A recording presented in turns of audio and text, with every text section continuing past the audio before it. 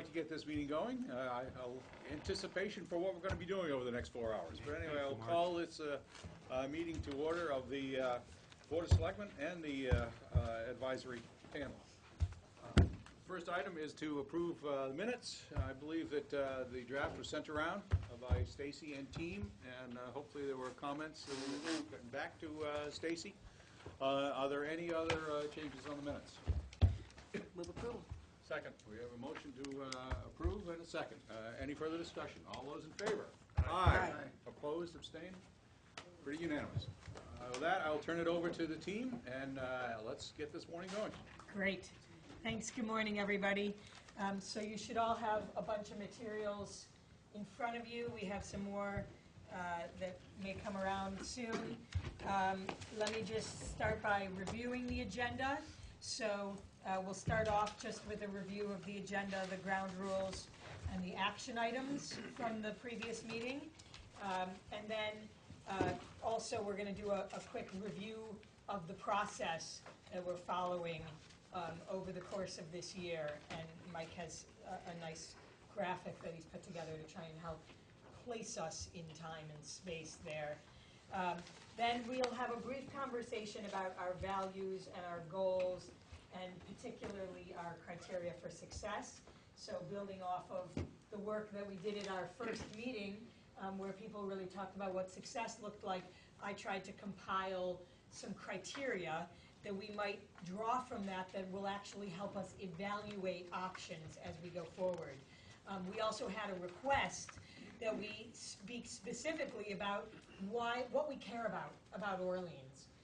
So I want to just take a little time during that conversation to reflect, because I think the idea was that there's really a lot of common shared values about why you all live here and why it's important to you, and the ability to reflect on that common shared values could really help you move forward. So we'll do that, and then we're going to go into the meat of our topics, the needs summary. Mike will give a little introduction. We'll hand it over to Stantec to walk through the work that they have done compiling all of the information on needs that's been done to date. And then we'll have a conversation as a group to figure out what's missing, what we need more of, where people might not all agree on needs, but also really try to get to a point, if we can, where we have a common enough view to start moving forward, to start examining solutions. And we'll fit a break in there somewhere. If we also would like to see if we could talk a little bit about prioritizing geographically, just in terms of where the needs are greatest, really thinking about that. Not necessarily where the action happens first, because that may vary depending on what technologies we use, but just in terms of where our attention should be most focused, right? And then we're going to talk a little bit more. Mike will touch on this in the initial presentation on the process, but we'll talk a little bit more about how we're going to prepare starting points for the next meeting, the process for doing that. We'll have a brief review of the communication protocols. I made some changes to those, and I sent those out, and they're in your packet in red lines, so you can see what I changed. And again, that was based on things that I heard in the previous round. We'll have a chance to get any input on other things we need to make sure we're thinking about for the next meeting, which is only 2 weeks away. We'll have time for public comment before we adjourn. So as you can see, we have a lot to do. Questions about the agenda? Okay, so quick review of the ground rules, speaking one at a time, use the microphone, and also speak up, because the microphones don't amplify your voice, they only get it on the recording, so people in the back may have trouble hearing you if you're not using the mic, or if you're not amplifying yourself. Speaking for yourself or for your constituents, people that you represent, the point of that is you're not speaking for other people, right? And not saying what other people said or other people think, right? Be respectful of each other in the words you use. You know what the trigger words are, try to avoid them, right? Remember that we don't all agree with each other, but we're here for a common purpose. So try to put your comments in that way. I'm also putting in this category for now, electronic devices, if you haven't silenced them, right? If you need to run to the bathroom, just go, but quietly. You know, texting or checking email or all those sorts of things in the middle of the meeting can be seen as somewhat disrespectful, so put your devices away unless you're looking at documents related to the meeting. Stay on task. We have a full agenda. We got to stick to it. Be concise in your comments. We have a lot of people who want to speak, and be constructive. So in addition to saying things that you don't like that you're seeing, please always try to tell us what you do want to see, right? What's going to help move us forward and keep that frame. Any questions about ground rules? Okay, and you all are my partners in enforcing the ground rules, right? I will do it, but you all have to do it with me. Okay, action items from the last meeting. So, distributing the meeting summary, we did that, we got comments, we made revisions, and we sent it out again as final, and we posted it on the website. Distribute meeting materials Friday before the meeting. We pulled that off, so I hope that worked for all of you. We'll try and do it before close of business when we can, so sorry for those of you who you had already left your offices. Create a draft meeting schedule. We did that. We sent it around. Actually, I don't have it on here to talk about, but we should probably just confirm at some point the meeting schedule. Develop draft list of criteria for success. I did that. That's going to be discussed today. Additional input on process protocols. I did that. I did those revisions, and those are in here. Town council to provide a concise guide on open meeting law. So we got some existing materials from town council, and we also circulated materials from the Attorney General. So if people have other questions, I think that we just need sort of what the specific questions are, and we can get further advice in that way. The PDF of the Microsoft project schematic and MSP files, I think, are in progress still, Mike? The Microsoft project schematic has been in flux given the changes. Yeah, it's settled down now, and I'll post a PDF of it. It is dynamic, though, as some tasks take precedence over others, and some tasks take longer and some shorter. It is dynamic. So the schedule I'm going to show you in a few minutes is probably more reflective of the kind of rigor we can put on a schedule. There's a lot of stuff going on, but you'll see in a minute. But I'll post the PDF, which will update when there's strategic changes, but minutia, we won't change it. Risk management task. That I'm working on with the financial. That came out of the financial discussion with regard to financial risks, and we're going to use the financial model as the basis for that. There are other risks, of course, other than financial, but that's where it started. So we'll start there and build it from there, but that hasn't started yet. Okay. Cape Cod Commission scenarios, review those for scope and specificity. So we'll talk about that as we get to the designing alternatives discussion. And the last bullet point is on the state course for open meeting law. I saw the PDF. I didn't see a course. I can't remember who had suggested that we do that. So if there's more information from the state about open meeting law that people want to be made available, if they could share that with me, and I will pass it along. Okay, any other questions about the action items?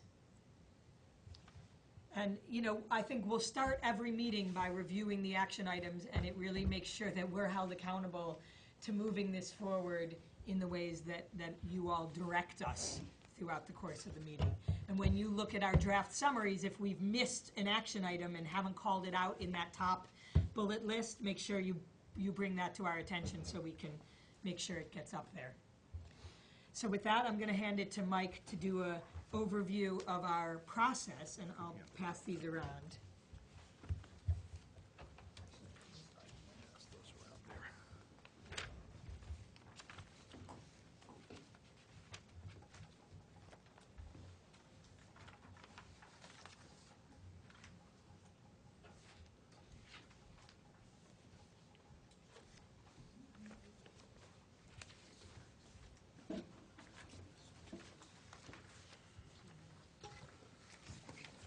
Well, good morning, and add my welcome to Stacy's. Some time ago, for one of the Orleans Board of Selectmen meeting, I was asked to put together a timeline on the decisions regarding the Tri-Town plan. And what I'd like to do is walk you through that as one of the graphics being passed around now. I handed it out because you may not be able to see from the back some of the text on the screen. But if you can see it, follow along on the screen because I want you, yes, Sue? I'm sorry, Oh, you can't if you see can the move that, we screen. can't see the screen. Yeah. Thanks. Details. And Stacy, this one as Well, well? it's still, it's right in the middle, basically.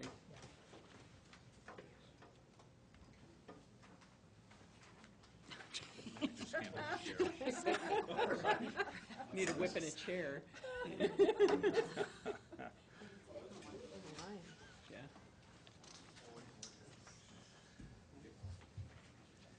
Yeah. And the importance of this, you all know as well or better than I do, is that the timeline for the plant is a significant factor as we go through these studies. And it's part of the board voted, well, all the boards voted to extend the IMA and funding for CapEx for continuing operation, maintenance, capital repair, and replacement of that facility.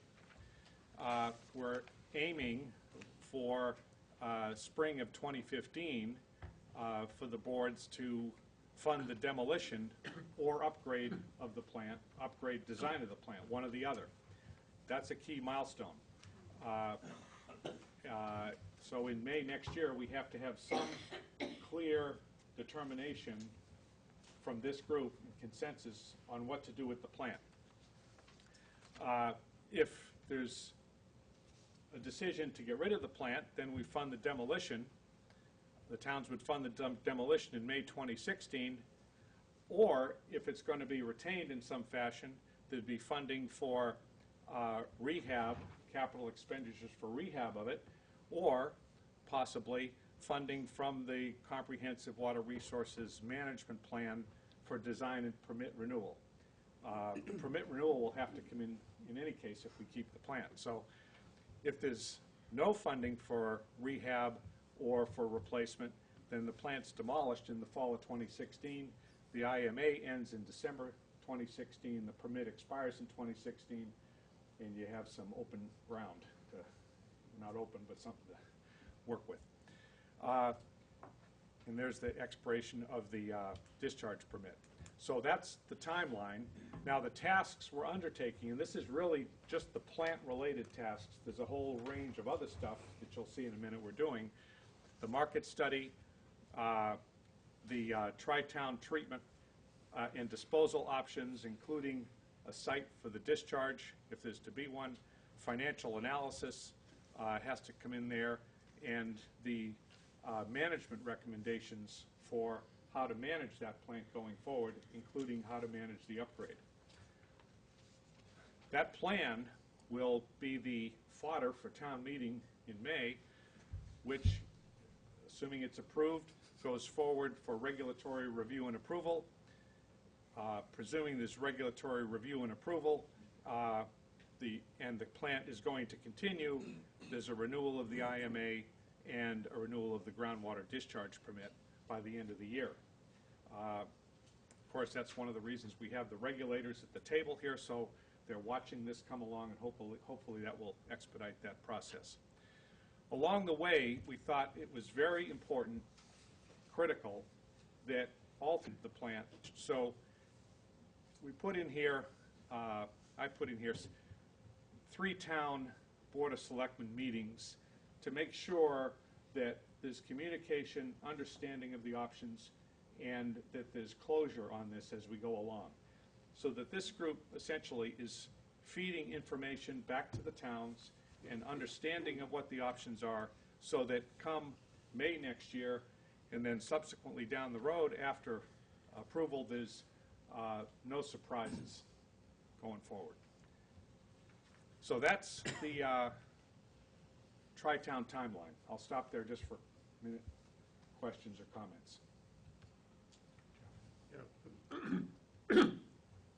If it's a May decision, then this group needs to have their input somewhere around February, March. Absolutely. Yep. That's myself and Stantec. So that's a key driver here.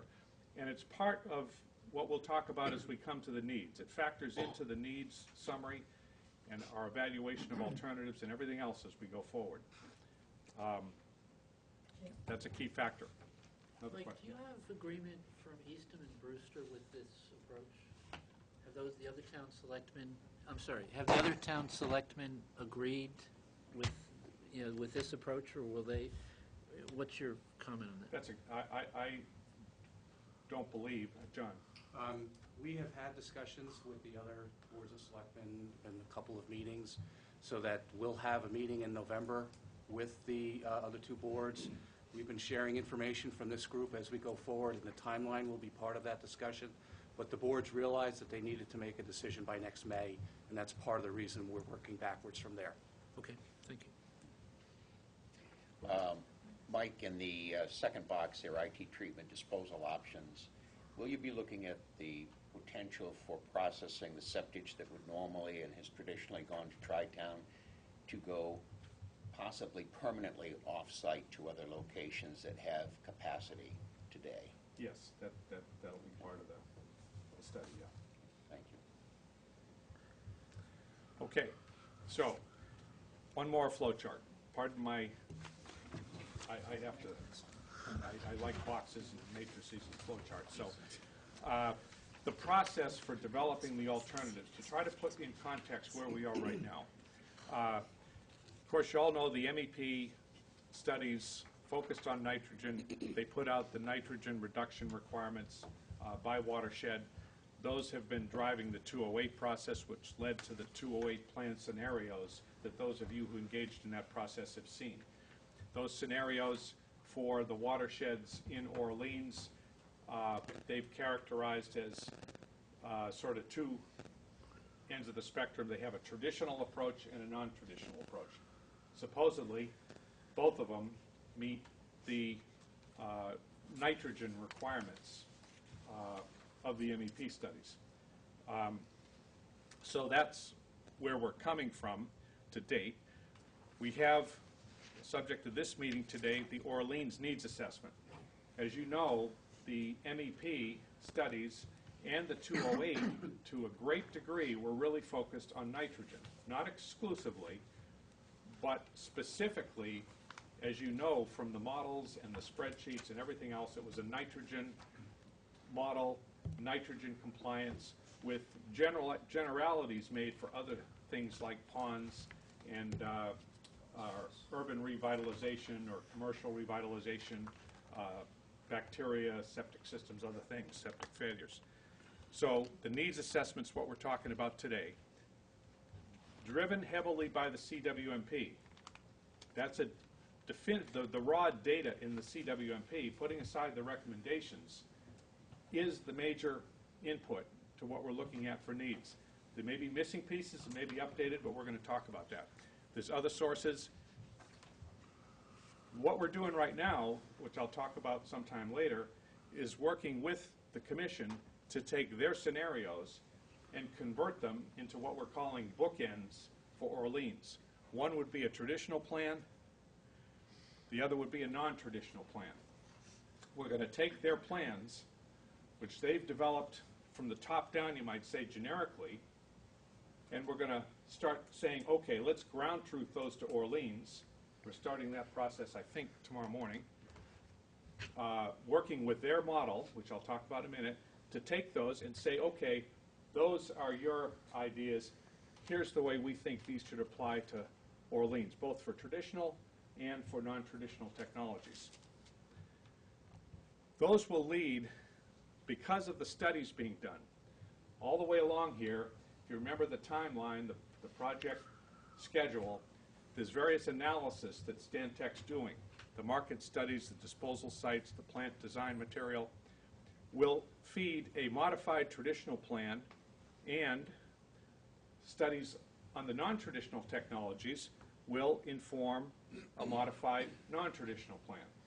So those will be feeding in. Some of our workshops are going to be focused just on PRBs, just on aquaculture, or just on anaerobic digestion and things like that. So that's what will happen there.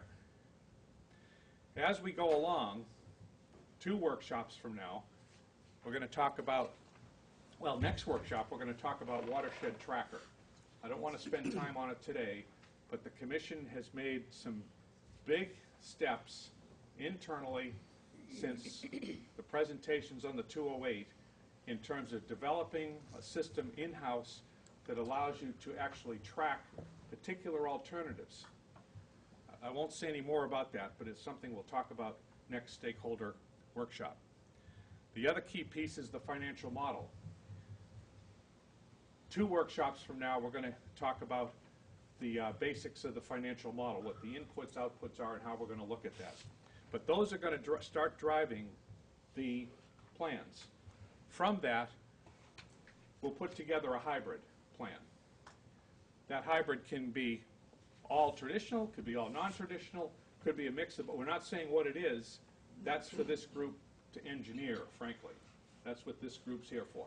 Once we start understanding the technologies on both sides, we look at the financial model, we can then start saying, well, let's put together a hybrid that does this. It could be 2, could be 3, but we want to make sure that they're targeting what the real needs are as we go along, as well as the financial tracking of it and the compliance tracking, which is what the watershed tracker that the commission's developed is. The technical assessments will continue. We'll modify the hybrid plan in this group based on those technical assessments. Along with that will come an adaptive plan. The things that we don't know enough on, the things we need additional monitoring data on, will go into the adaptive plan. We'll continue to modify it until we get consensus. As you can see, the timeline on top, as Jeff indicated, needs to be in the February-March timeframe. So that's the driver where we are. Along the way, we have our workshops.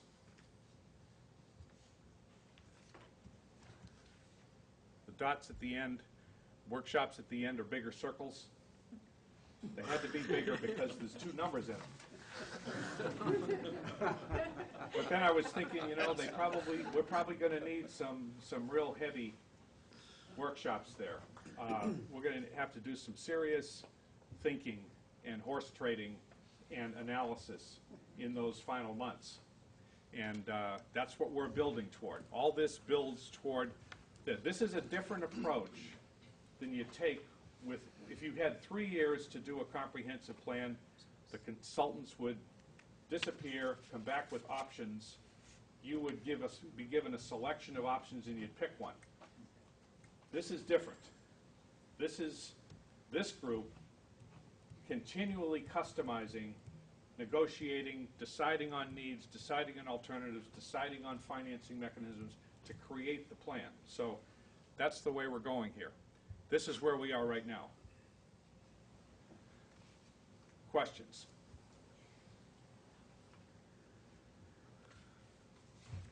Yes. There's just a little lack of symmetry in your lovely picture. The arrows don't always go symmetrically. For example, above the now orange box, it feeds north to the traditional plan. Great catch. And below the orange box, it also feeds north from the non-traditional, and those arrows should be symmetrical. That is great catch. And then further, I can't help it, where I went to school, to the right, there should be symmetrical sets of arrows to and from the financial plan and so on. Absolutely, absolutely. Just Gary making just sure. reminded me that Just I did checking that in. to make sure you were paying attention.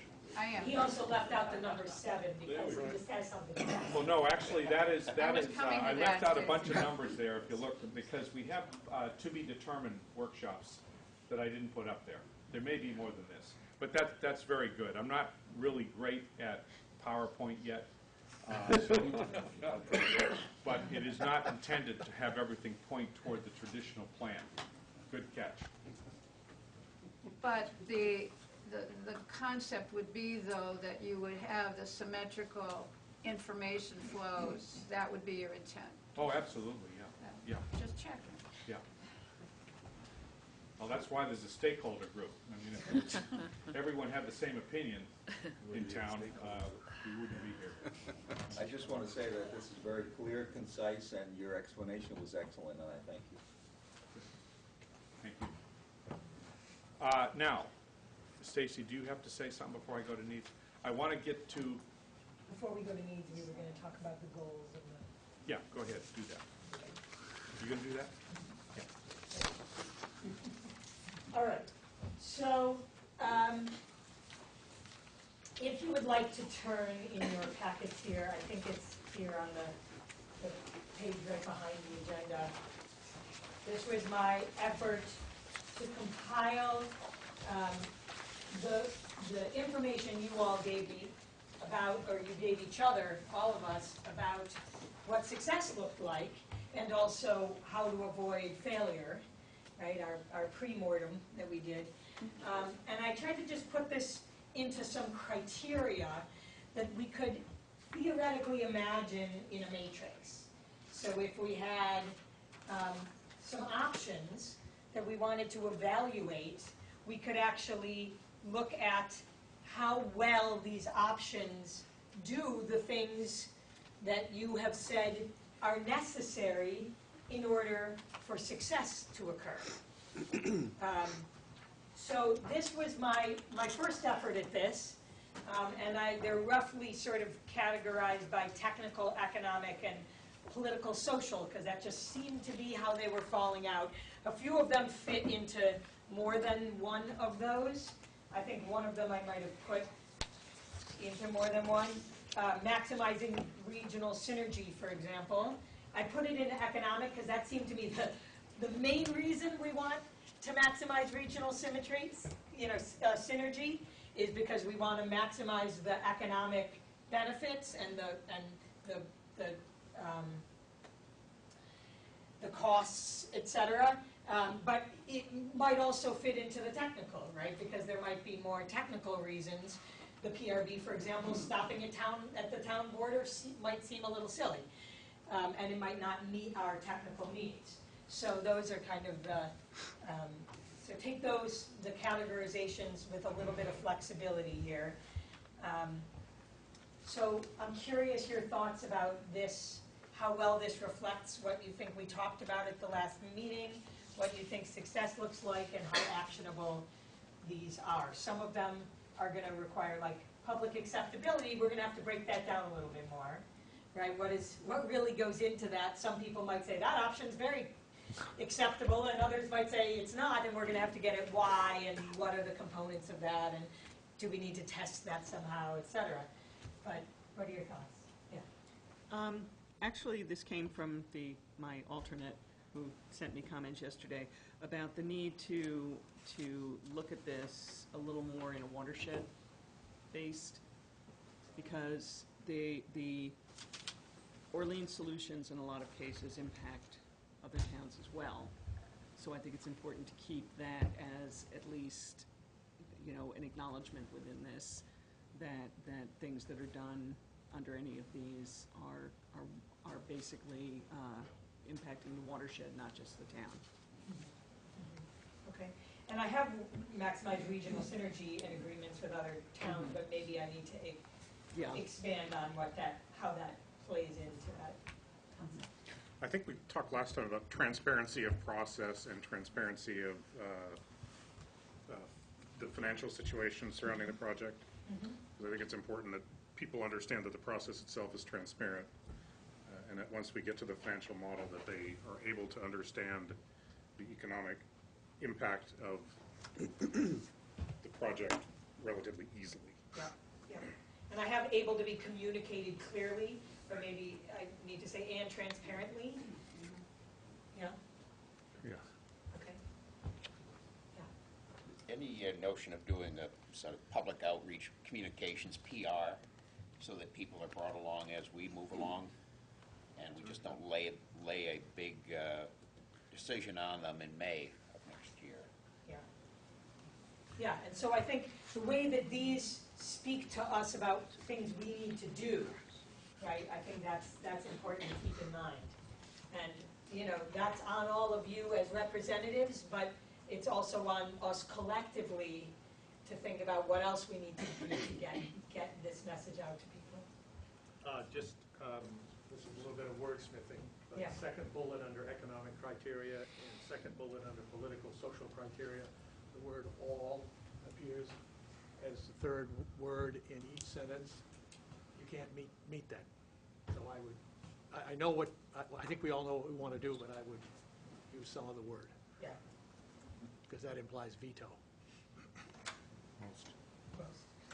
I think we probably, I don't know if there are regulations and requirements that are optional, that you can skip, but if you guys know about that, let's put those in there. They're just guidelines. Suggestions. Stacy, I'm just thinking back on what was said about transparency and thinking it's very important, and I think we're talking about transmitting or communicating clearly, but it's really a separate thing, that the whole process be transparent. And I think it'd be worth having a separate bullet just for that. Yeah, I think that's super important. The reason it's not in here is because these are criteria for evaluating solutions. But I think all of the pieces about the process, which a lot of the comments last week or last meeting were about that, right? And those aren't necessarily reflected here. That doesn't mean we're dropping them. It just means that this particular piece is focusing on how we're evaluating outcomes. But I think let's not lose sight of that for sure. Any other comments on this? All right. So I want to honor the request to think about values and what's important about Orleans to you. But I also don't want to annoy you by making you get too touchy-feely and all of that. So here's what I'm going to propose. I'm going to propose that you take a minute and just make notes to yourself or in your head and really reflect on total big picture here, right? Beyond sewers, beyond PRBs, beyond wastewater, beyond nitrogen, right?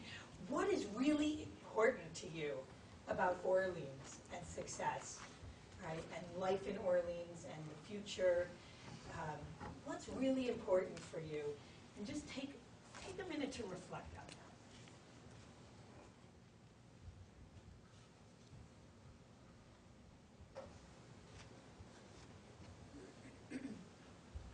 Orleans Day.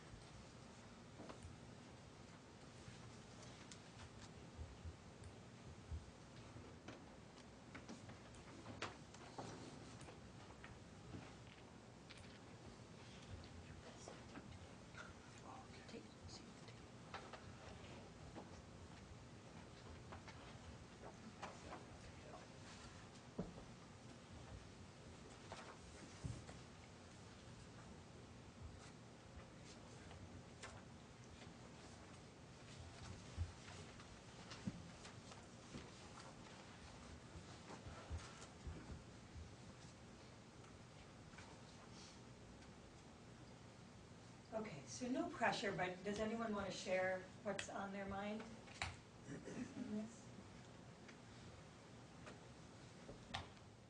Well, just start out, get the ball rolling, but to me, it's still important, the aesthetic beauty of what we have here. It's a unique place that we have here, and that is so important, I think, for everybody. That's number one. I've got others, but I'll let others go.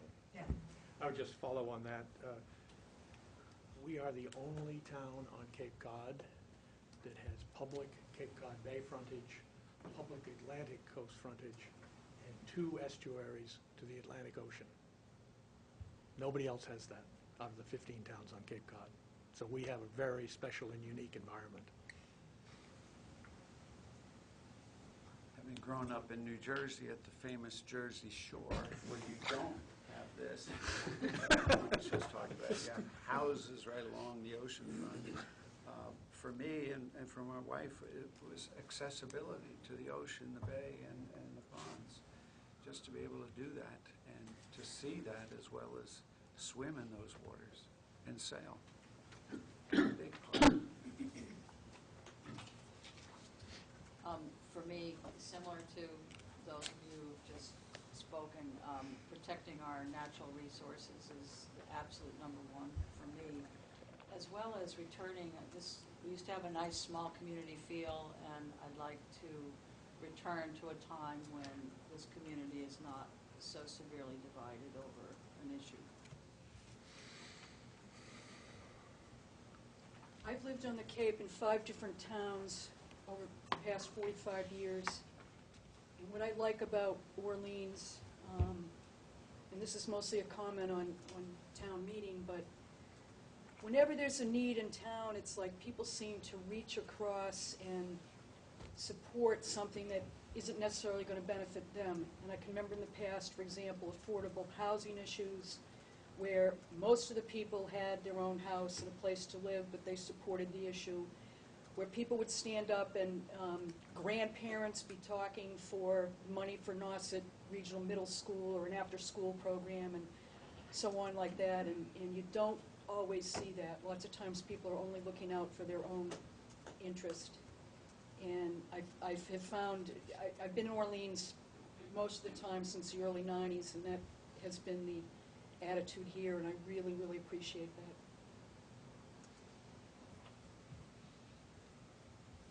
So I agree with all of the above. And I added safety. This is supposedly the oldest town on Cape Cod. Safety is an important issue. And we feel very safe here, my wife and I. Public health. I'd like to be able to sit outside of a restaurant in the center of town and not have to go inside because of odors. And most importantly, people and relationships with people. That's what it's all about. And real estate values.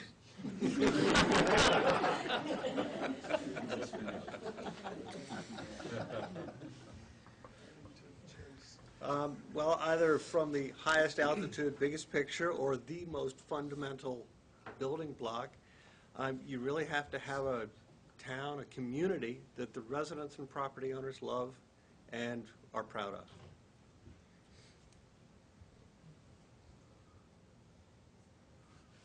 I think that it's all been said here now, at least the rest of my list. Just clarifying maybe a point that I think Judy Scano's going to do. It's in maintaining the historical character of this town. What it is, where it's come from, how it has developed over the last 200 years. And that's really a lot of the charm of what we've got, the feeling as to what we've got. So maintaining the historical character. And finding a way to create diversity socially so that younger people can continue to live here. I guess it's leaving it better than we found it.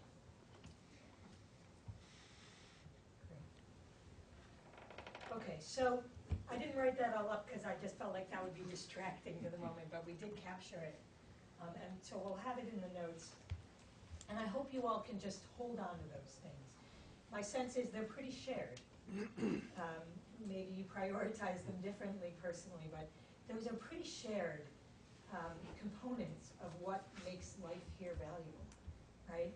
And I think they help point us to why we have to do this, why we have to do this together, right? And and they can really, if we can hold on to that, we can really hold on to ourselves as a common group seeking a solution. We like to say, you're not on separate sides of the table, even though we can't all fit on one side of the table or have a conversation that way. You really are on, you're on, around a table dealing with a problem together. The problem's in the middle of the table. You're not fighting against each other. You're trying to solve a problem that you all share. So, with that, let's move into needs. And before I introduce Gary, who's been very patient, Gary McCarthy from Stantec, I wanted just to give a few words on the context of this needs summary.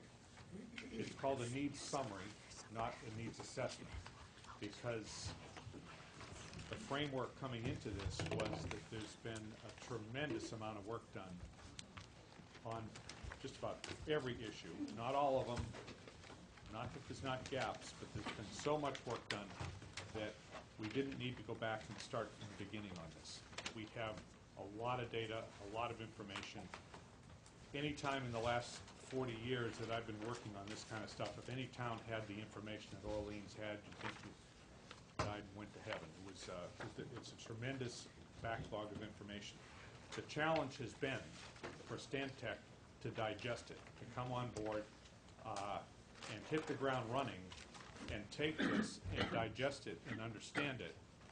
And not just understand what it says, but what's between the lines and the assumptions behind it and the fine points of it is a tremendous challenge.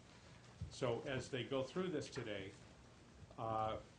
I've seen them do a tremendous amount of work over the last month since they started to get this together. And they've come way up in the learning curve. But there's still going to be gaps. There's still going to be disagreements on what particular data sets mean, and that's why I'm here. I'm going to record places where there's tension or uncertainty or disagreement or missing data or understanding of the data isn't clear. I'm going to record that. But before I do, I have to draw you one more picture that I used 30-some years ago on a particular project, and it stuck with me as something that I think would be helpful. And did I use the term S-curve before in this meeting? There's a relationship that you all know that governs two variables. One is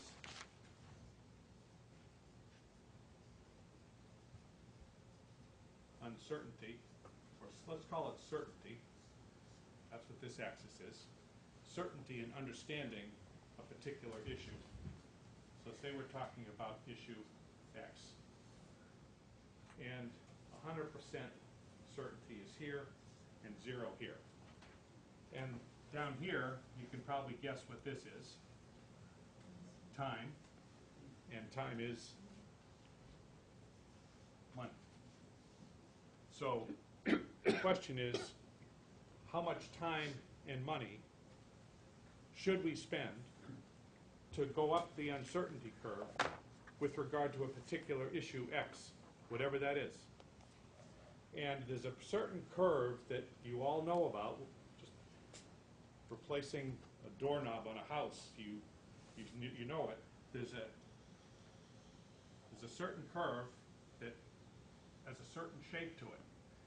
It'll vary for every issue. Some issues, you find out just a little bit of information, you're 100% certain. But the things we're dealing with are more complex. They're very complex. And you start out, you have to get so much information, spend so much time to start getting any understanding of it. At some point, you start saying, now I'm starting to see how this all fits together, right? At some point, you get up here and you say, boy, I understand it, but we're still not 100% certain. The problem is, whether it's here or there, wherever that curve goes, it never comes to 100%. Very, very rarely does it come to 100%. So the question we're going to have before us on just about every particular issue on this, whether it's cost, whether it's water quality, whatever it is going to be, where are we on the curve? Are we here to where we don't want to make decisions down here? Or are we here where the cost-benefit ratio of spending more time and more money is beyond what we can afford? And we don't need to. There's a point of diminishing return there. So as we go through these issues, what I'm going to do is make a list of them, and then Stacy, at the end of this, is we're going to come back to them, and I'm going to put a number on each one of them that we don't have complete closure on, and we're going to say, where is it on the curve? And get some understanding of where the stakeholders think we are. Are we down here on that issue, or are we up here? Is it worth spending a lot more time and money, or not? And that's very important going forward, because we have a tremendous array of issues in front of us. So we need that kind of information to guide our consultants and to guide our group as we go forward. So, and we'll come back to this and put those issues by number on the curve and discuss the priority of them as well. Sometimes you may be low on the curve. Sometimes you may be way down in the curve, but the issue's not important. And there may be consensus that the issue's not important.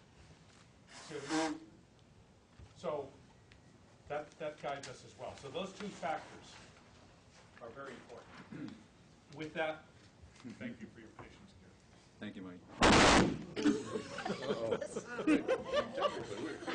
I wonder about that. That happened to me last week.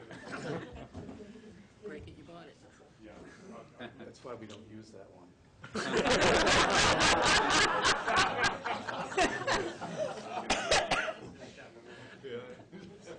I think we're all learning as we go along. Yeah.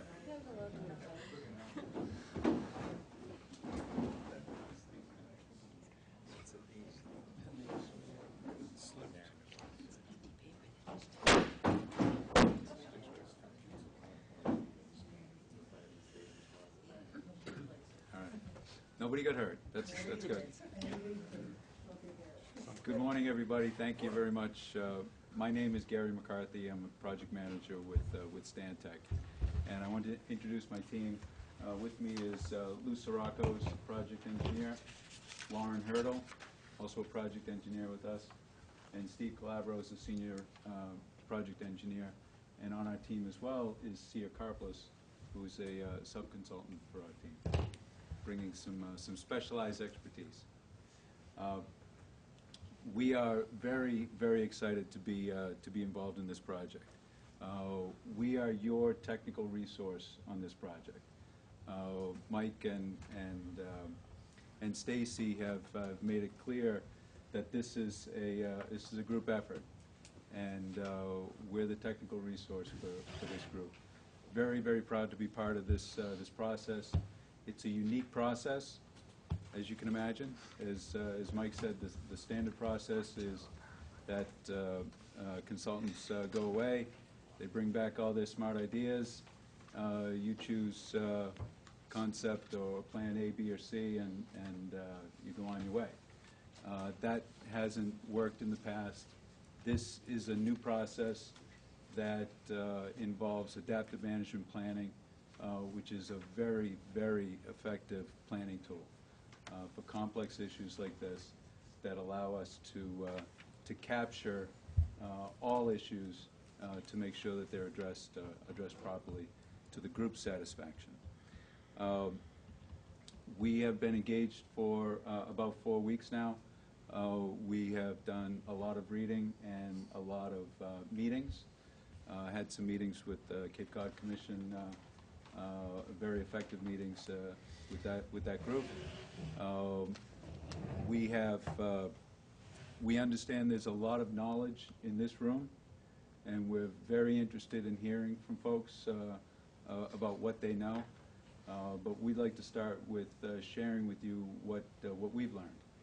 And we've prepared a document we refer to as a technical memorandum.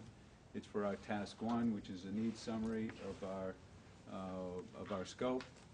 And the components of that document include a written memo. It includes a summary matrix that started off as an 11 by 17 and grew into a 24 by 36 sheet, and it'll be even larger than that up on the wall. But there's a lot of info there. It's meant to be a summary.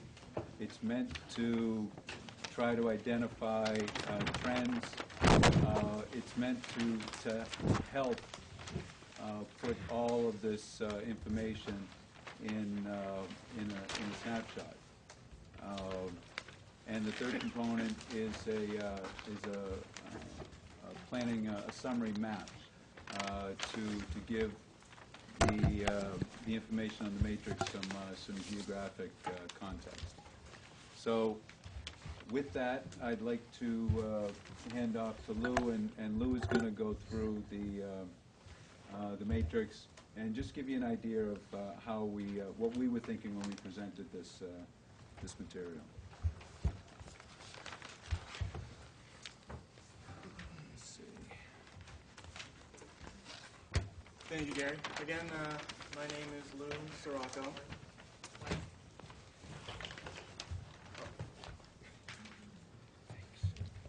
So when we started this process, we started out by getting our hands on as many reports and documents and all the existing information that we could locate related to this project. We put a list of... You may need to get to the microphone. Oh, sure. Yeah, just switch, please. All right, so we put a list of everything that we've found to date, and we've gone through in the technical memorandum. It's in a table, I think in section 2. So to accomplish the task of reviewing all of this information in such a short amount of time, we got our team together and we chose to split up tasks. So we sectioned off parcels of the information to different people. We chose to try to organize it in such a manner that one person, say, would read heavily into Pleasant Bay versus, maybe Nauset, just to have someone become really the expert in that particular area of town. So we figured that would help organize us a little bit better. So in doing that, we had each of the individuals, after reading and going through these reports, prepare a summary of what they found in that document, what water quality specific findings or recommendations that were included within each of those documents. So we don't have a summary on every one of the pieces of information we have listed in that the table, the list of, say, 50 documents. Some of them were presentations, and some of them didn't lend themselves to a summary of that piece of information. But we did include our summaries that we have prepared in an appendix to the technical memorandum. So once we started going through everything, we were struggling on how to organize it so that everyone could understand it. So we came up with the idea of developing this matrix, which you have in front of you. The way the matrix is organized is by watersheds, sub-watershed, and then we have a column called reference pond. Now, there's more ponds in Orleans than we have listed on this table. So what we tried to do, we just listed the ponds that showed up in the information that we reviewed, recognizing that, maybe during this process, someone has some other documentation on a water body that's not mentioned here, and we could certainly add it in, and that would be our intent to do so. So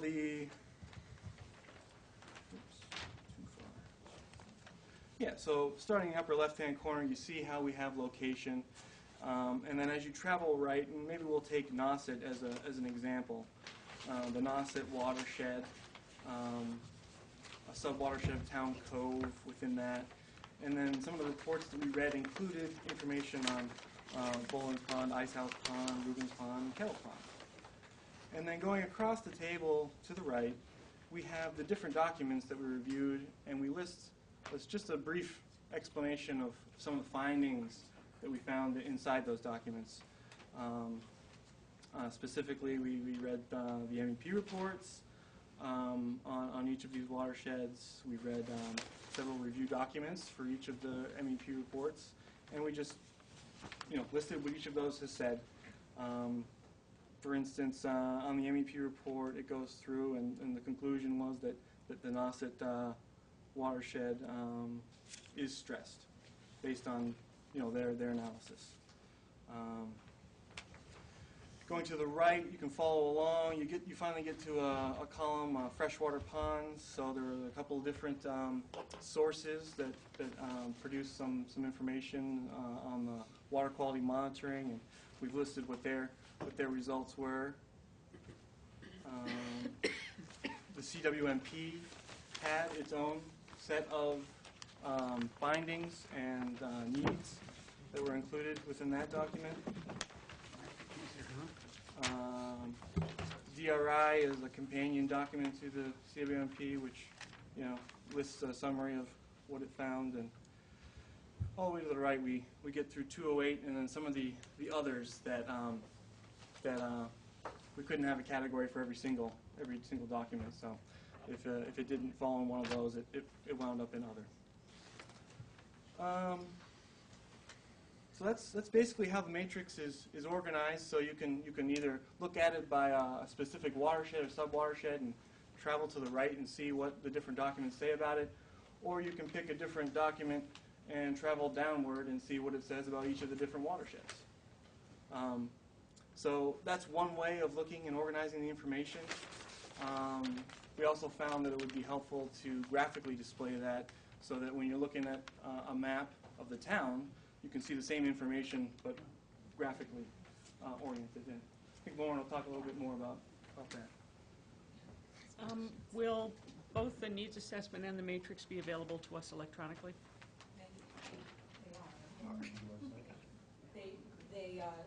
In the email I sent you, there was a download. Oh, okay. And now they're on the website. Okay. So you can download from there. In terms of thinking about the needs assessment, all these reports, does any one report, in terms of compliance, take priority over any other report? We talked about complying with everything earlier, which is possible. Our approach was to just put everything up in one location. We didn't give any one report that we read any more weight than any other. That was our approach, just to look at everything and put up what it said. Of course, that's a question that Brian doesn't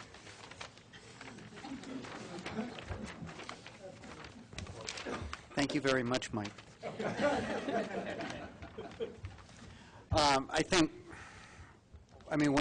When we look at compliance points, it would probably revolve mostly around the MEP and the TMDL reports that would indicate what the necessary reductions would be in order to achieve the water quality standards.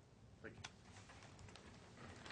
believe the 208 plan indicated there are 57 watersheds throughout Cape Cod.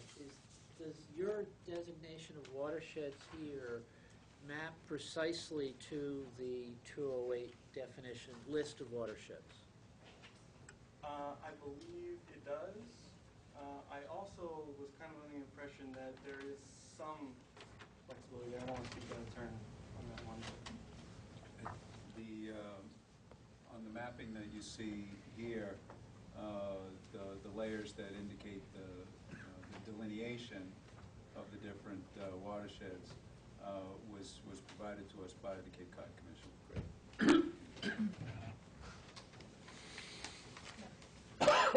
One question. Any thought, given the time constraint you had, as to the confidence level that the figures are accurate in these reports?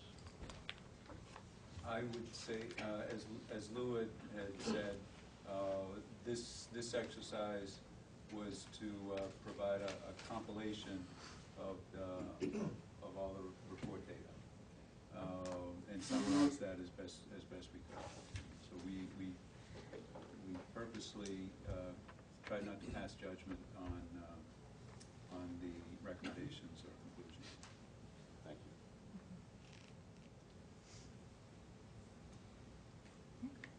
Just some reflection on that before you dig in, Mark. Sure. I think that Brian's comment on MEP certainly and the nitrogen implications, nitrogen reduction implications of the MEP is critical.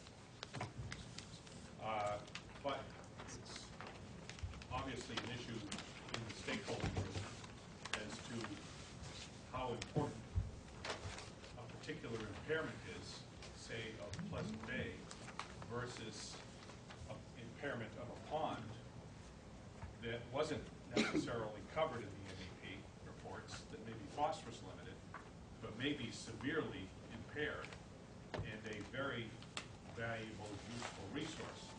So the MEP was certainly one of the major ones, and obviously a lot of time and money and effort went into that because it's a Cape-wide issue.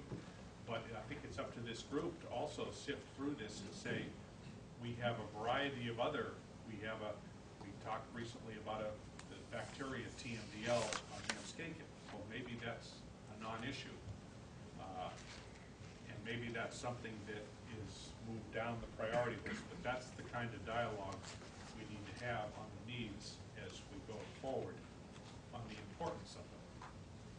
The certainty is another question, but the importance of them, I think you get the regulatory driver, but you also have community drivers that may be in addition to the regulatory drivers. All right. So, yeah, as Lou mentioned, we took the information from the matrix and we put it using GIS. We put it on a map. I just feel, graphically, you can get a sense of where all the needs that we reviewed are located. Yeah, a geographic point. So right now, I'm zoomed in on the Cape Cod Bay watershed, and we just identified, based on the MEP findings, what the nitrogen loading they came up with, and then what the threshold is. And so we used green to show if the nitrogen loading that was found was below the threshold, and then red showing that it was actually the current loading is above the threshold. So Rock Harbor is shown as red, as you can see, and then here we also have Cedar Ponds in that sub-watershed, which we looked through. There are many reports, the pond reports, where they provided if the pond was impaired by nutrients. I know phosphorus and nitrogen were mentioned, so we identified it as a nutrient impairment. So that's what that little symbol shows. Also have a call out on the CWMP findings, and they included how many reported variances there were for septic systems. So we identified those, and also what the percent of total wastewater needs in that watershed is. So that's shown.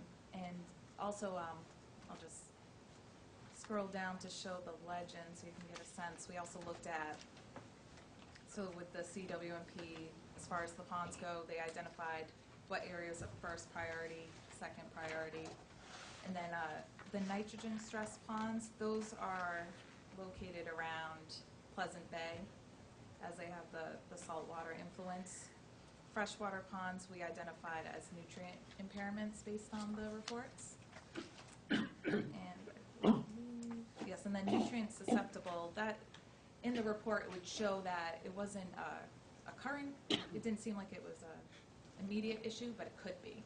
So we just identified any ponds that, the report stated that. And so back to the CWMP, we have, they have many figures that show the parcel location of the septic system variances, and they have, many other graphics that we also looked at, and Steve will go into more detail on that. So it's not shown on this map right now, just so that it didn't clutter. We more wanted to just give a basic overview of what our findings were in the matrix and the reports. So that's what we have there.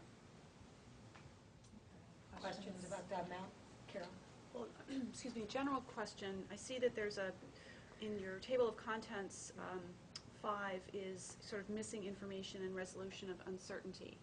So I'm wondering if you are going to be taking the step of overlaying the findings and summary conclusions and recommendations and identifying where there's consistency between reports on certain key, conclusions or recommendations, and where there isn't, so that, we can begin to call those lists. Yes, and we can also, we're planning on adding to the GIS system links to the reports, so you can go to Cedar Pond and click on a symbol, and you'll see the reports that are associated and what the findings are. So definitely incorporating what's overlapping and what's maybe disagreeing as far as the findings go. So that will be another report? How will that information come forward? So just to be clear about the way these technical memorandum are going to work, you guys get drafts, right? And so what you're getting is, this is what they've done before they talk to you. They can't finalize anything without you. So from input from this meeting, this document gets refined, right? So a lot of these conclusions, areas of consensus right now, that's empty. They couldn't do that by themselves. So these are places where your input is going to help shape what ends up in this thing, and this is going to get revised, right, based on input from all of you. So this document is just in draft right now. Does that answer that question? Well, I guess, yes, it does. I guess, in terms of the review of the information, it would be helpful if there was an initial, stab at where's the overlap, where are there, areas of difference, and then this group can reflect on those as opposed to our having to identify those. And it sounds like we'll be identifying those, or... Actually, I can talk to that a little bit. So, for instance, Crystal Lake, we found one of the reports showed the pond as being just susceptible, but then in the CWMP it's shown as first priority. So that's an area we'll need to come to a consensus on which one actually governs. Is it susceptible, or it's shown priority? I would think that it's definitely susceptible then if it's a priority. So that's something, an area we'll have to look at. And then like Pilgrim Lake, it seems that the reports somewhat agree because it's shown as impaired and it's a first priority. So that has been initially done. So I would say that's kind of how the data fell out. Yeah. Right? So those two examples that Lauren just made, that just shows that multiple studies, CWMP and a pond study, seem to come to similar conclusions. But as Stacy said, what we really hope to get from this group is some consensus on the direction, some agreement on the results of certain studies. If you are able to look across the matrix, you will see that there are a number of reports that seem to say the same thing. And in other cases, there may be reports that might be contrary or have differing opinions. We tried to document that in the matrix. So it's up to the group. We could go line for line in the matrix if that helps people to have that discussion. What Lou did is just give kind of an overview of what we showed for NASA. I think Carol, what Carol is asking, and I tend to be more blunt sometimes, what she's, I think, recommending is that it would help us a lot if you distilled the reports you've got and came back with some level of assessment, not casually, but fairly, somebody, whether it's all of us or whether you have the resources to do it, is it possible for somebody to go through, distill the reports we've got, and say, here's where there's general consensus, and here's where the discrepancies we need to review. It's that distillation would make this effort much more productive.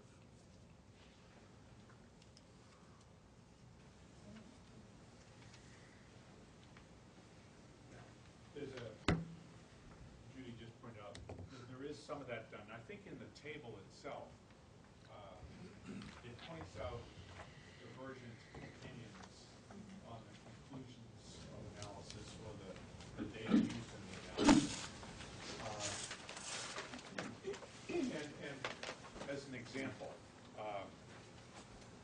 just an example from the workshop we had on Namaskakit on Friday. There is, as you know, a closure of a number of Cape Cod Bay estuaries due to bacteria. There's a TMDL out, general TMDL that covers a whole list of estuaries due to bacteria. And there's a closure related to that. It's sitting there because there's particular requirements, study requirements to remove that closure, that TMDL, to satisfy it, including such things as sanitary surveys. However, it's generally concluded that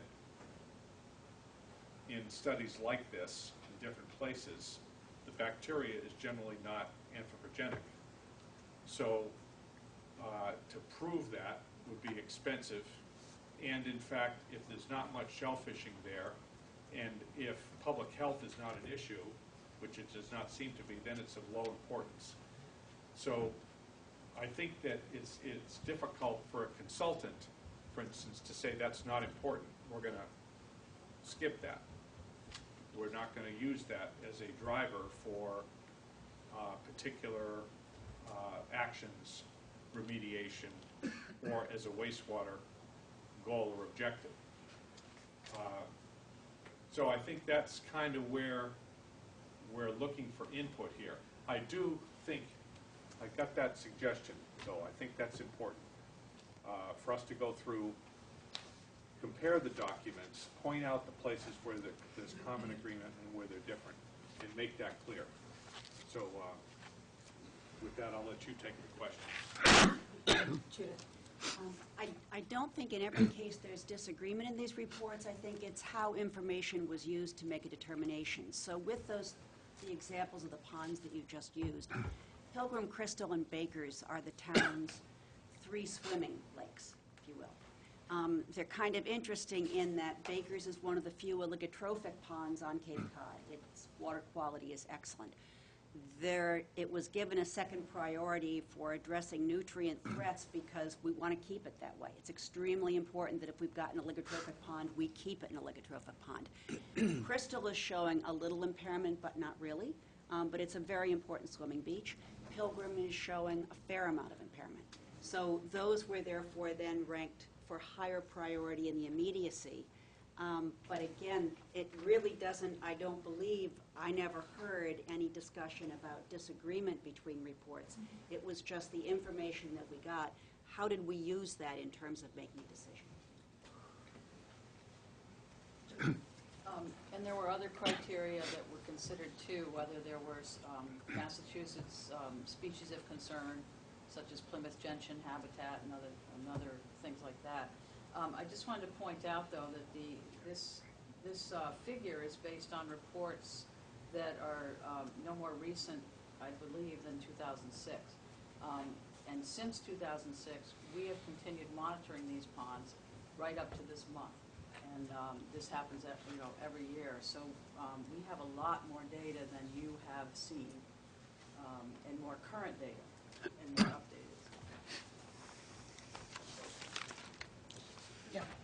Dave? I'm just curious, where in the process, kind of process, where is this the place that we talk about uncertainties? Because what I'm focusing in on, and if this team looked at it, but there have been a couple other efforts beyond the MEP. You like that? The MEP report for Rock Harbor. Talking about your reclassification study, Mike, and the impact that would have on the red box, and also the approved work and the Cedar Pond. That kind of moves that from a contributor to an attenuator. So that creates uncertainty about that TMDL. Do we bring that up here, Yes. or is that later on in the Yes. process? No, that's appropriate for here. Well, those two, to me, are key studies which revolve around the uncertainty of that TMDL. On that same subject, you know, the Cedar Pond and Rock Harbor Boat Base are obviously related. They're connected and part of the same system. But there's also a number of other human-caused impacts on the Rock Harbor watershed. And we ought to be looking at what we've done to impinge on that watershed and what impact that's had on water quality in the watershed and what that means in terms of restoration or preservation or improvement of water quality. Also go on to say, you know, when you went through the Nauset system evaluation, you identified the ASA science report, but you didn't pick up on the fact that ASA science, one of their comments was that nitrogen, they don't believe nitrogen can be controlled in the Nauset Town Cove system by regulatory or engineering means. And that's connected to the MEP report, where the MEP report uses a nitrogen value for offshore Chatham rather than Nauset Inlet. So they don't measure nitrogen coming into the system. They model the nitrogen in the water system, but they don't take a nitrogen value that represents what's coming into the system. It's a bit like going to the doctor with somebody else's blood analysis and asking the doctor to diagnose what's wrong with you. It just doesn't work that way. So assuming that value is what is behind ASA's comment, and we need to get to the bottom of that. We also, I think we've looked at the data recently, and nitrogen's going up in Town Cove. And it appears to be going up faster in Town Cove than would be happening from any increase in nitrogen from septic systems, and perhaps this is the influence of the Atlantic Ocean and not the influence of land-based sources. The Atlantic oceans in general have widely varying nitrogen levels, and that is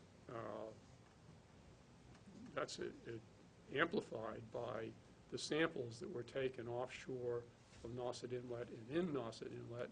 They vary quite a bit over time. So we ought to be getting at the bottom of that. That also relates to MEP and nitrogen balance. MEP, the MEP model did a nitrogen balance, but it's their own kind of nitrogen balance. It's within the model nitrogen balance. They didn't do a nitrogen balance on the whole system. There were sources and sinks of nitrogen that weren't included in that analysis. And that was identified in the Woods Hole Group report, which isn't part of the reference material that you used. And it was Jeffrey Cornwell from University of Maryland that identified that there was missing nitrogen information. And the MEP is a land-focused, a land-generated nitrogen focus. It doesn't encompass all of what's going on in the water system and relating to the ocean. And on Judy Scanlon's comment on MEP on the data and analysis, we've got now more than 10 years data beyond what the MEP used. We ought to be going back as part of this and looking at that data and what that means for decision-making going forward. Thank you. Correct Sandy. I'm feeling a little bit today like I should put Truro or Wellfleet in here.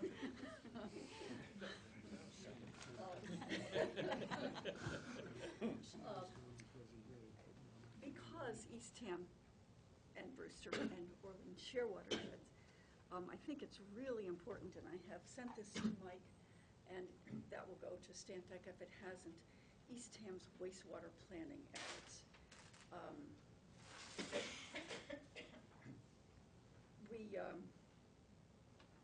did a needs assessment and an alternatives analysis in 2009. That has not been updated, but it does talk about what we need to do among us, what we need to agree on. First, though, before I go into any more of this list, I want to say the Eastham Selectmen are very grateful that Orleans is willing to spend all this money on doing this work. Believe it or not, they're grateful. Good news. Yeah. I have sent as well the information on Eastham's freshwater ponds. We've had several studies, and although we don't share ponds, as some towns do, that data may be helpful for Orleans, looking at what we have gathered, looking at what we have done in terms of action plans for our ponds. What else? Also, I will get to Mike and to Stantec, a review done by the Cape Cod County, the County of Barnstable's Health Department, of the functioning of our 60-plus IA systems, which we've had permitted for many years in Eastham, knowing that wastewater treatment was a ways off for us, as noted here. That report is very, very helpful, I think, in evaluating alternative systems. One example of the utility of that wastewater planning is there's a sheet, a page in the plan that says we have reviewed all open sites in Eastham and tried to determine how big they are and whether they would be useful for wastewater treatment plant or Orleans to decide to close Tri-Town. That's the kind of information that's in those reports that I think would be very helpful. One comment on that, just with regard to for this particular workshop, we're really focusing on needs and not solutions. Now, granted that the pond stuff is a good comment, that the actual remediation, addressing those we'll put off till later, but good comments.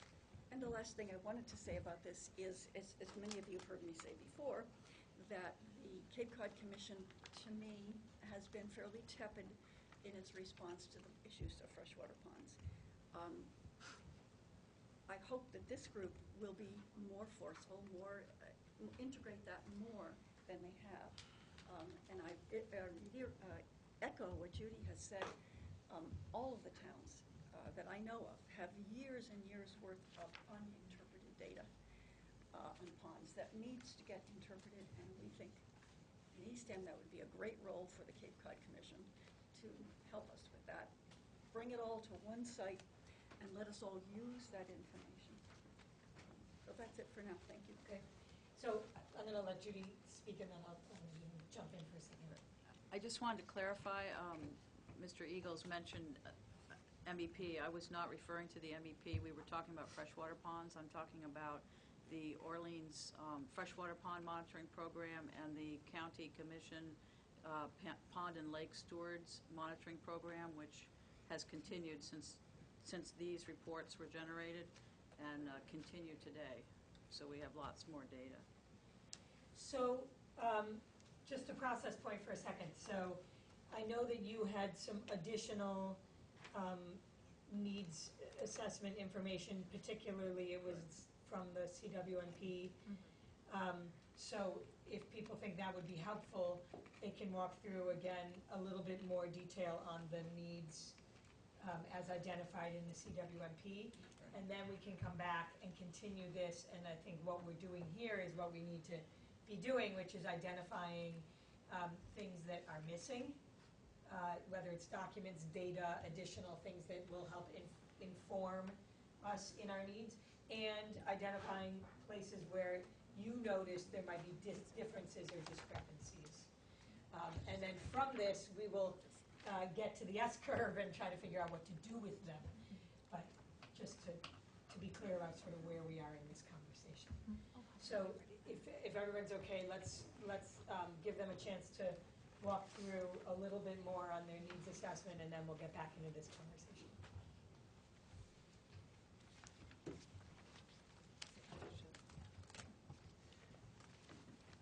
Thank you, Stacy. I'm going to have Steve Calabro run through a number of documents that might look familiar to you. They're taken from the CWMP. As Mike mentioned before, lots of very valuable study and data is available from the CWMP. So, we're trying to start the process here partway down the field and reviewing this information from a needs study perspective is very important. Thank you very much, Gary. Again, my name is Steve Calabro, and the discussion that's happened so far today, and when we reviewed the reports, I think you can see that there was a lot of focus on water quality and nitrogen, but I'm here to just basically reiterate that we don't want to forget about some of the typical aspects of how a CWMP is put together. And we certainly don't want to try to reinvent the wheel. We want to take as much advantage of existing information as we can. And for that subject, the CWMP, I think, did a pretty thorough job in looking at some of the traditional items that we look at. And really what that means is the CWMP broke it down into 5 categories. The first category was ensuring sanitary conditions. And the second category was water supply protection, also very important. Protecting surface waters, which from the CWMP's perspective, the focus was a little bit more on the ponds. Convenience and aesthetic issues, which someone mentioned odors, and so that's certainly an aesthetics issue. A convenience issue would be, do you have to really pump your holding tank 6 or 8 times in a month, that type of thing. And then the CWMP did include some information on sustainable development, which I think is also important. So we're going to just go through the figures that are in the CWMP that go over those. And this is the first one. Ensuring sanitary conditions really broke down into 3 different categories. The first thing they looked at is Title V variances. If you have a lot of variances required, that's an indication that you have areas that need work. They looked at water use intensity, and they looked at receiving water quality. So this is the figure that they put together that shows variances. The colors are basically the yellow is a sustainable system that did require some variance. The brownish, beigeish, orangish color is a system that did okay, but it had to have some significant variances. And the red dots were actually sites that failed, that were just considered unacceptable. So you can see that. Does this thing work?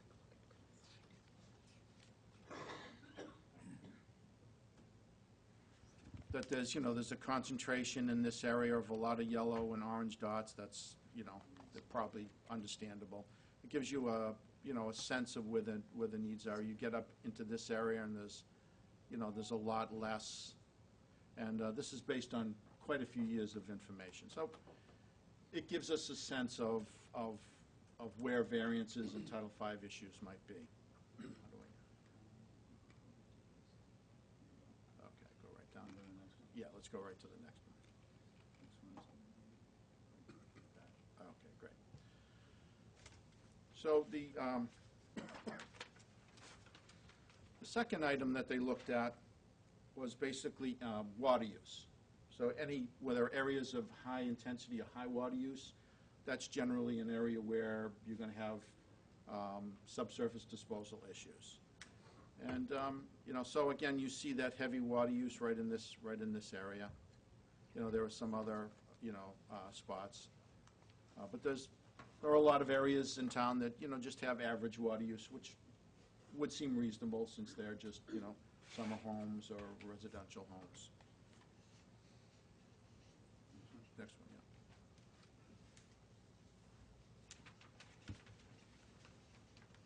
Yeah. The next thing they looked at is, they looked at bacteria results, with the concept that, you know, if there was a consistent reporting of bacteria problems, you could say, well, there could be septic system problems. And it really wasn't, you know, in this analysis, it wasn't really that bad. There were, you know, there were some spots that showed up with bacteria, you know, which might, you know, might provide some indication to some folks. Not a really, really strong trend.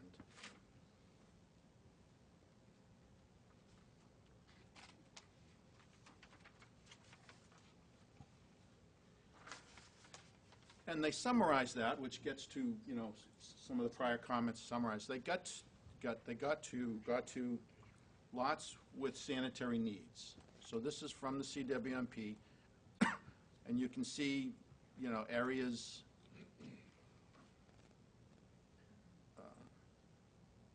in red that sort of indicate what they concluded at that time were areas, lots that had sanitary needs. And again, it, you know, it provides an indication of, you know, where issues might be.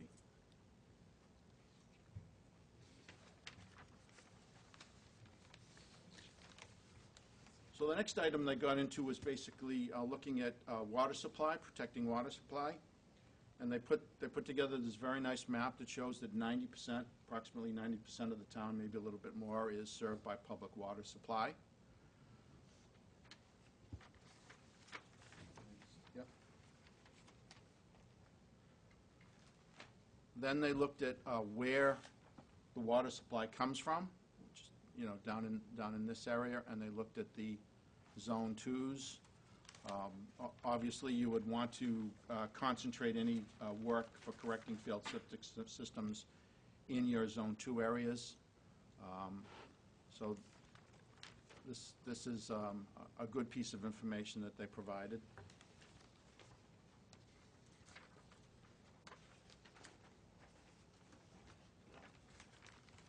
And then an assessment was done on pond water, ponds, and areas of needs around the different ponds, and they identified areas of the ponds that that they felt, you know, required some additional protection for pond water quality. So they did include that piece. That was good.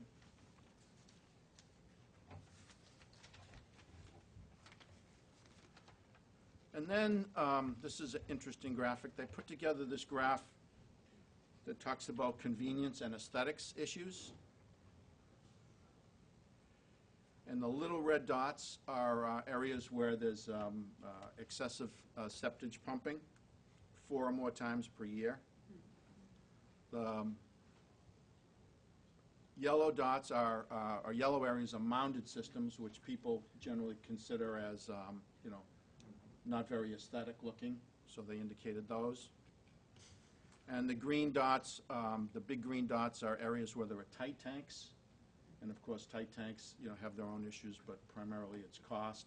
They have to be pumped out on a regular basis. And again, you see this concentration.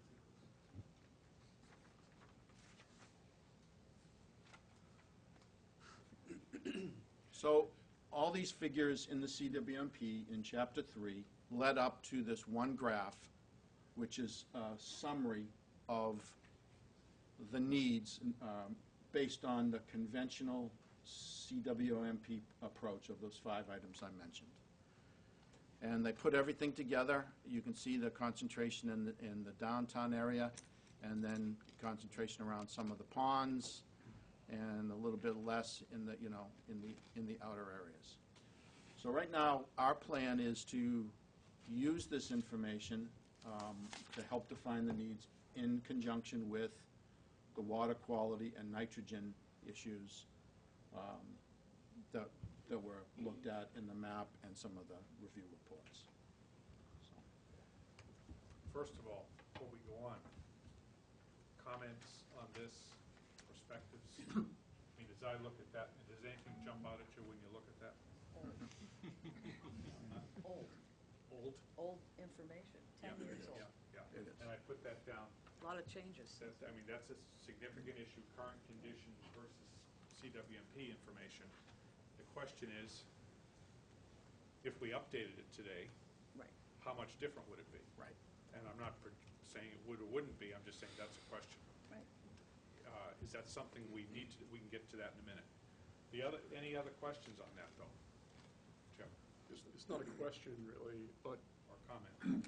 comment or, we talk about downtown, and we've had various proposals put forth for downtown.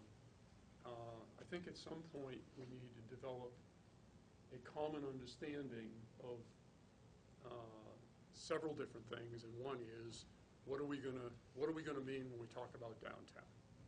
Okay, I mean, certainly different people have different ideas about this, and I haven't got any fixed idea, but around this table, we ought to have at least a common concept of what is it? What are we talking about when we talk about downtown? I'm not trying to be exclusionary or inclusionary, I'm just trying to, and we also, going to some of the other things that, and I haven't got a long list, I've just got a couple of ideas. Water quality. I think we need to establish a common understanding of what water quality is and what water quality is all about.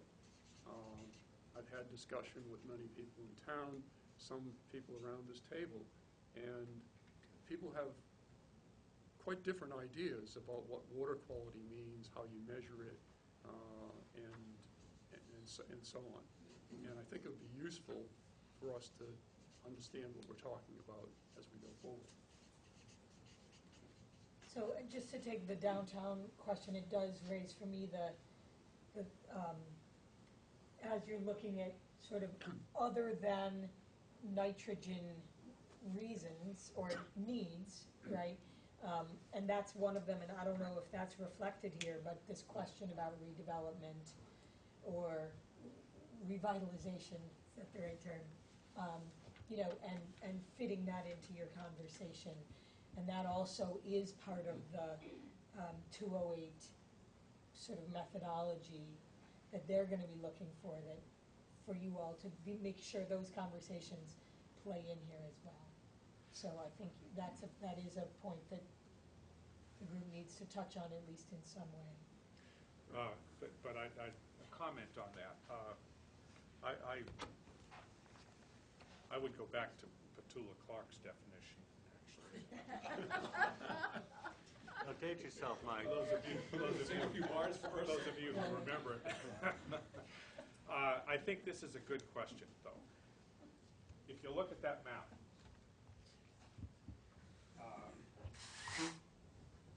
there's a degree of common sense that we need to sort of hone in on. And I can say, is this downtown? No. I don't think so. No. Is this downtown? No. How about this? No.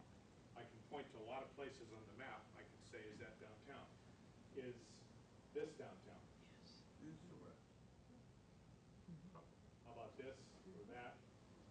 I mean, I think there's some, and this is a hypothesis that I'm trying to get, discussion on. I could draw a circle or a perimeter around this right here, and I could say that's downtown. And I think there would be some common understanding.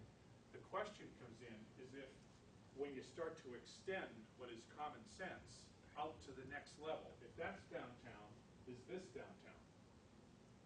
Or is this downtown, or that? And the extension of it becomes to me, a cost-benefit question.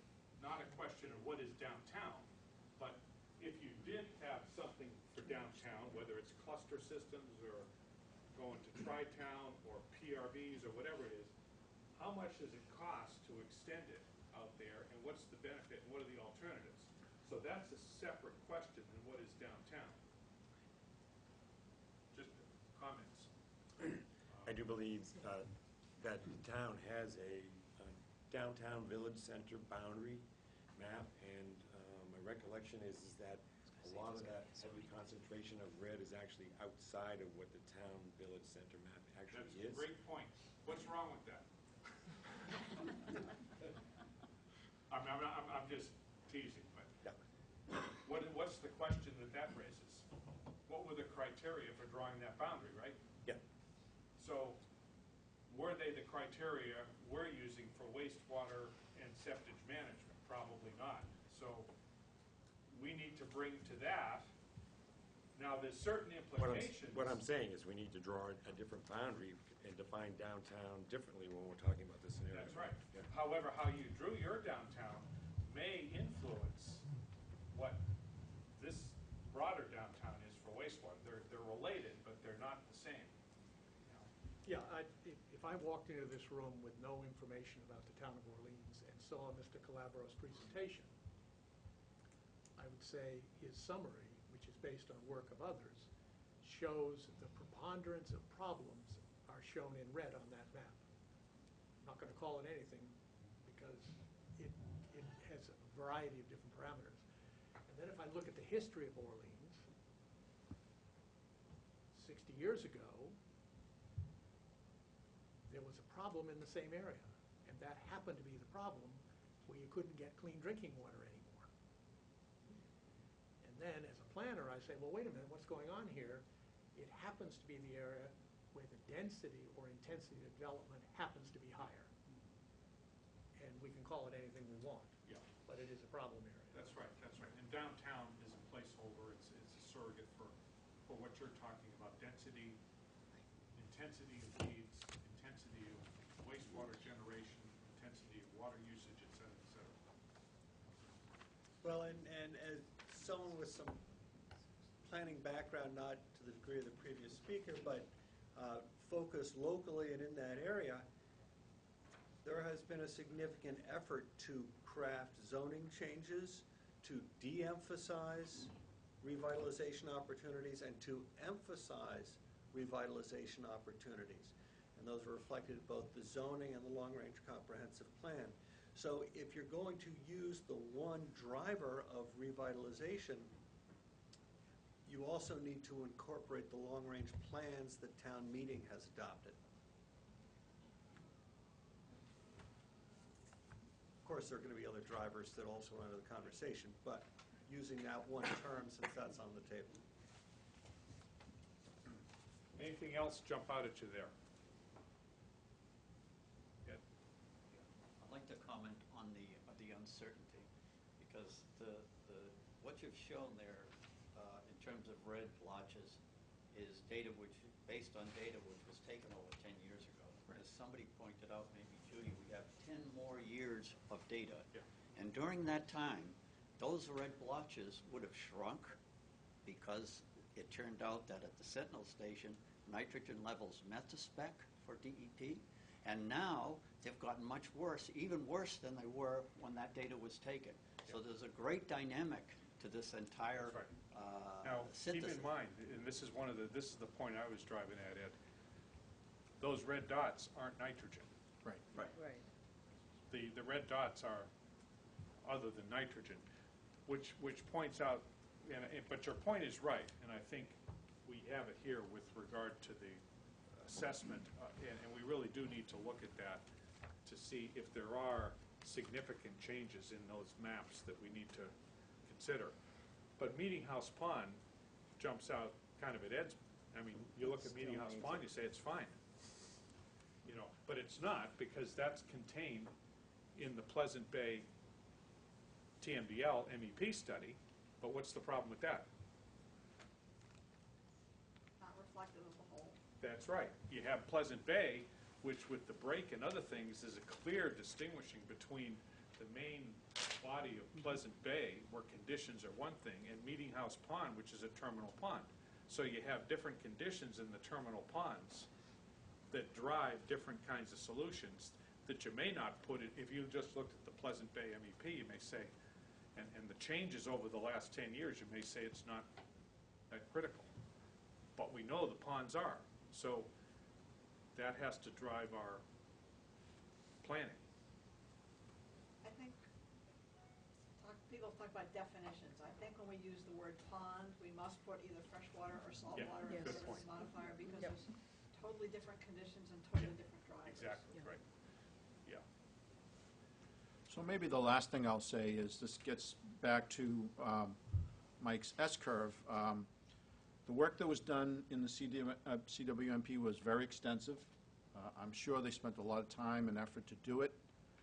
I do agree that it is 10 years old now, but the question would be, do you want to spend the money to update it? Or would you like to conclude that it's a good indicator at this point, and it can be something that, maybe it hasn't really improved, it's probably gotten worse, but, what do we want to do with this at this point? But it does represent a very significant amount of work for this. What I'm hearing is two topics. One is, I'm hearing very clearly there's a lack of confidence because this data is so old. I'm also hearing that we have a lot of new data. I don't have any idea how difficult it would be to interpret the new data to update this. Do we have the data, somebody has to just analyze it, or is it a huge effort? But what I'm hearing is this group does not appear comfortable making significant decisions on the basis of this data because it's so old.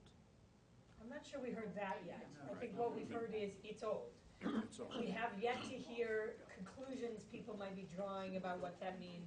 But I think your question of what would be involved, and it sounds like there's a number of different pieces there, right? There's the nitrogen in the bays data, there's the ponds data, and then there's the there's all the things that came into this non-nitrogen data, water use data, right? There's a whole slew of stuff. So let's keep that in mind as we think about the answer. Paul was next. An partial answer to your question. With regard to the MEP reports, which are based on data only from 2001 through 2005, which is 4 years, there are 13 years of reported data for the Pleasant Bay, Nauset Marsh, and so forth. We have all of that. We've plotted all of that. We're willing to share it with you to bring you up to speed. Now, whether you accept it as authoritative, it's based all on MEP data, and we have a statistician to work with. You can have it, you can help you decide, but I can tell you the story about Town Cove has changed markedly, because for 6 years it complied with the TMDL requirement, or the threshold requirement set by MEP at 0.45 milligrams a liter. 6 years. Before that, according to MEP, they said you had to remove 63% of the nitrogen to reach that level. But then, as Jeff said, in the last 3 years, the nitrogen has taken off. But also, the spit has extended northward. And if you look at the photographs, the path from the Atlantic Ocean into Town Cove and down through Nauset Marsh is longer and more tortuous. And I understand also the bay, Town Cove, is filled up with sand. At low tide, it's...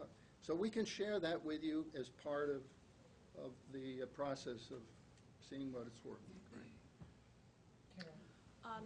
So I would say that, I think we should have a high level of confidence in this information, which is more land use based, and may have changed because land uses have changed somewhat over the past couple of years, but not in any way, I think, as you said, Mike, that would change the outcome or the conclusion. I guess question and comment on the next level of assessing the need or the problem is when does the nitrogen assessments from water quality come into or get overlaid with this? So that's a question. And I see that we're going to be looking at identifying priority locations, and it would seem to me that we would have to take that step before we identify priority locations. And then a comment on that information, which largely comes from the MEP and the TMDL process that was several years ago. The Alliance, at least for the Pleasant Bay system, has continued to collect water quality data. We issued a report that provided some additional data beyond the MEP timeline, and I see that you included that report in your list of reports that you looked at. This was the Cadmus report that included additional data, including data post the 2007 breach. And that analysis indicated, no changes that would really change the recommendations that, of the MEP. So, I mean, I think we can still, as far as Pleasant Bay, we can still have a degree of confidence, a high degree of confidence that water quality data that characterizes nutrient loads is still very valid data. And we continue to collect it, and we can continue to update it. Sandy? Oh, I was going to say, I don't want to interrupt this discussion that has begun. Slightly different point. Eastham through Provincetown, I think we consider the seashore a fifth town, and I think it really is important to get some information from them. Their representative couldn't be here today, but they have done lots of studies. Salt Pond is the end of the watershed that comes down through Eastham, through the visitor center and its Title V septic system. So I think there's a lot of data that we might get from them. Maybe just one other point I would make in this. Gary talked a little earlier that looking forward, we're going to be talking about an adaptive plan. One of the things that can happen in an adaptive plan is that some of the data that, as one aspect of the adaptive plan, some of the data that's collected could be given to a group of scientists, and the MEP reports could be updated, and then the information could be used to plot next steps. So that might be the type of thing that could happen in an adaptive management plan. And if I could expand on that, Steve, I'm glad you made that point. I was going to suggest the same thing. It really is the beauty of the adaptive management planning process. Right. Some folks have expressed concerns about maybe the validity of some data. As a group, I see the adaptive management plan. It's a parking space to put these concerns.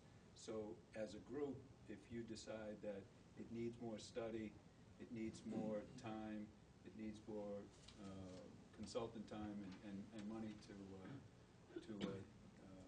evaluate that information, that's what the adaptive management plan does, which also allows you to then move forward on those things that you agree on. So in the end, and Mike had some nice graphics up there, there's going to be a consensus plan. And that consensus plan is going to be what this group agrees is the best approach going forward. Those items that are not yet decided, or we don't have enough data, or need more study, those are things that go, and all of them are important, but those things go in the adaptive management plan, and they are studied and decided upon at a later date.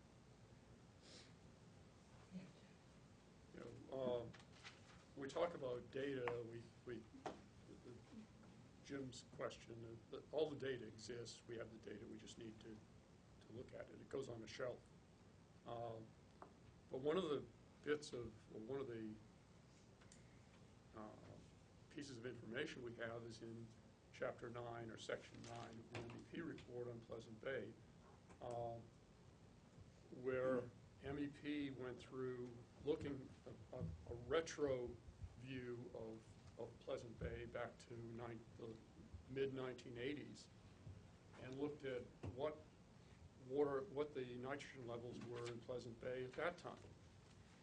And contrary to the rest of the MEP story, which paints a picture of nitrogen levels going up over decades and decades, the levels in the mid-1980s were 40 to 60% higher than they were in 2001 to 2004.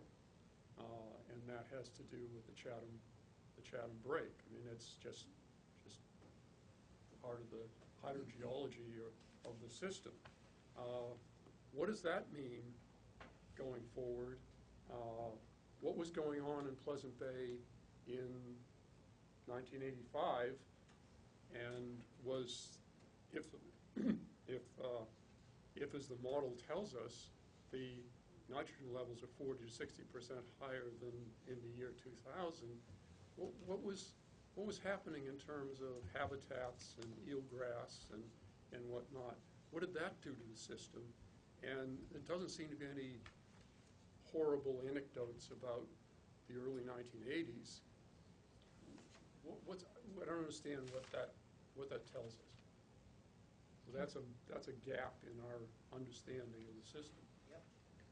Well, we know at that time frame when, and I think that, as you've observed, the issues of water quality in the mid-'80s, that was due to the fact that there wasn't any flushing occurring. That was pre the break that occurred after that point. But we did have issues like epiphytic growth on eelgrass. So there were actually, water quality concerns and habitat concerns at that time. I also want to point out that we understand that the formation of the inlets and the dynamic nature of that system is a driving factor in water quality and habitat conditions. So we've looked at this. We've looked at what can we expect in 50 years from this inlet configuration, and what the experts who've been studying this for decades and looking at historical data over 100 years ago, 150 years ago, have indicated is that what we can expect is that the system is going to look a lot like it did when the MEP report was put together in 50 years. So in terms of our confidence that we have an assessment that is likely to be a future condition, it further validates the findings of the MEP report as a basis for long-term planning. So I think the question that we face now, so I think we've recorded a bunch of concerns, gaps, suggested things that we need to consider in order to fully understand the needs. And my sense is what we need to do is what do we actually need to do together in what time frames in order to move forward with planning for responding to the needs. So how much confidence do people have with what we have?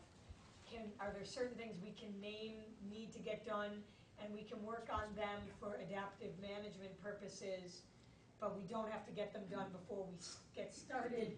Are there other things, people would want to see happening in a different time frame? I think that's the nature of the next step. Do you want to? Yeah, I think that's correct. I'm interested in asking, though, have we, from Stantec or anybody around the table, have we exhausted the perceived and documented impacts by watershed, by category? I mean, are we satisfied that around the table, say, for instance, you take Town Cove. We've talked about the nitrogen MEP on Town Cove and questions about that, but are there other things related to, say, Town Cove or Nauset Marsh with regard to needs that, and of course we talked about and I'm trying to answer the question myself, but we talked about the needs from the CWMP, which were for Nauset Marsh kind of scattered. We've talked about the ponds, freshwater, and saline. Is there anything else about Nauset Marsh, for instance, that we're missing? Have we? Well, I think it's a matter of emphasis. We know that the needs now for the Town Cove are much greater than they were in 2001 to 2005. Because, I mean, just anecdotally, if you talk to the lobster fishermen, and I pull pots in the pond, if you talk to the oyster fishermen who grow oysters right across from my house, if you talk to people who run the water every day, including myself, if you talk to the fishermen who can't get their boats out through the inlet at as much of the tide as they used to, they're all parked out there now. So the whole, and I think Bob Rich, who's a geologist, PhD, I think, said the whole dynamic of this thing can change with one storm. And so what it gets to is, all these facts are important, but there's a great deal of uncertainty. And uncertainty translates into financial uncertainty, it translates into risk assessment. And I think we really need to look at all the data and update even the Cadmus report, which was just mentioned. We've studied the Cadmus report very carefully, but the data in the Cadmus report now is 3 or 4 years old. We have analyzed it, we agree with it, but the conclusion of the Cadmus report, I differ a little bit with what